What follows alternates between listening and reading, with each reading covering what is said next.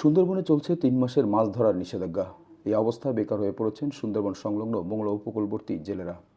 মৎস্য প্রজনন মৌসুম কার্যকরে ১ জুন থেকে ৩১ আগস্ট পর্যন্ত ৩ মাস সুন্দরবনে মাছ আহরণ ও ১০টি পর্যটন স্পটে পর্যটক প্রবেশে নিষেধাজ্ঞা দিয়েছে সরকার। এরই মধ্যে নিষেধাজ্ঞা কার্যকর করতে সুন্দরবন বিভাগের সকল রেঞ্জের কর্মকর্তা ও বনরক্ষীদের দেয়া হয়েছে নির্দেশনা। এদিকে মোংলা উপকূলীয় অঞ্চলের জেলেদের উপার্জনের একমাত্র উৎস সুন্দরবনের মাছ শিকার। তবে এই মাছ ধরায় নিষেধাজ্ঞা দুশ্চিন্তায় পড়েছেন তারা।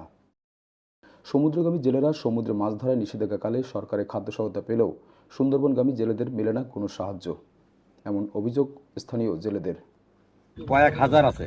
এখন আমরা নদীতে এই ৩ মাসের জন্য বন্ধ। আমরা এখনো কোনো সাহায্য সহযোগিতা পাই নাই। কোনো এমপি মন্ত্রীও দেয় না, কোনো লিডাররাও দেয় না আমাকে। আমরা যে গরিব যাইলে আমার কথা কেউ ভাবে না, না খাইয়ে মরে যাওয়ার অবস্থা। সুন্দরবন এবং এই নদী নিয়েই আমরা ছোটবেলা থেকেই এই নদীর থেকেই আমরা জীবিকা নির্বাহ করি।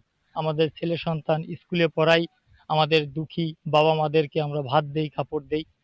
এই বন্ধের সময় এখন আমরা কি করে খাবো? আগে যে বন্ধগুলো দিচ্ছে সে সময় আমরা কোনো সাহায্য সহযোগিতা পাইনি, যার কারণে আমরা ঋণ করছি, সমিতি করছি, বিভিন্নভাবে কিস্তি আছে, বিভিন্ন মানুষের থেকে ধার নিছি। এই টাকাগুলো আজও পর্যন্ত এখনো পরিশোধ করতে পারিনি।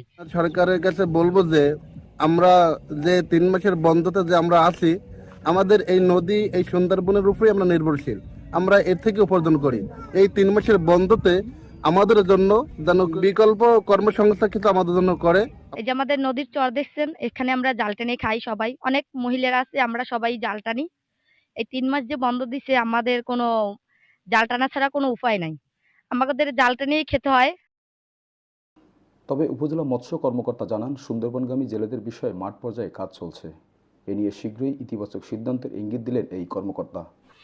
তাদের জন্য সরকার কর্তৃক আমাদের অলরেডি একটা তালিকা প্রেরণ করছে মন্ত্রণালয় থেকে। এই তালিকা যাচাই শেষে প্রকৃত যারা সুন্দরবনের উপর নির্ভরশীল এই এলাকার মানুষ, আমরা আশাবাদী যে এই সকল ব্যক্তিদেরকে প্রণোদনা অথবা সরকারি সহায়তা অথবা বিকল্প কোনো কর্মসংস্থানের আওতায় আনা যায় কিনা সে বিষয়ে আমরাও তৎপর রয়েছি এবং ফিল্ড পর্যায়ে আমাদের অলরেডি তালিকা যাচাইয়ের কার্যক্রম রয়েছে। আমরা আশাবাদী যে বিশ্বের বৃহত্তম যে আমাদের ম্যানগ্রোভ, এই ম্যানগ্রোভের উপর নির্ভরশীল ব্যক্তিরাই আসলে এই ব্যান পিরিয়ডে যেহেতু ৩ মাস কিছুই করতে পারে না, তাদের জন্য আমরা সরকারি সহায়তা আনতে পারবো বলে আমরা আশাবাদী।